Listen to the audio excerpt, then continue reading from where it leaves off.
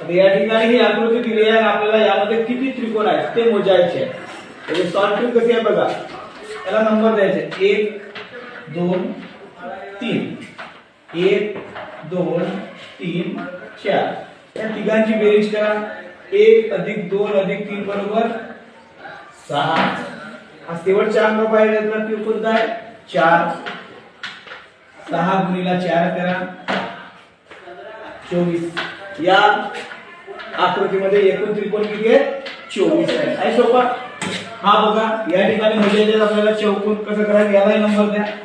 1 2 3, 1 2 3 4 चा गुणाकार करायचा. 3 गुणिले 4 अधिक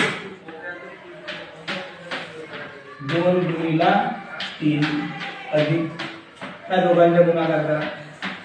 2 गुणिले 1 म्हणजे 3 चौक 12 बेत्रिक 6 बेके 2 12 अधिक 6 18 18 अधिक 2 20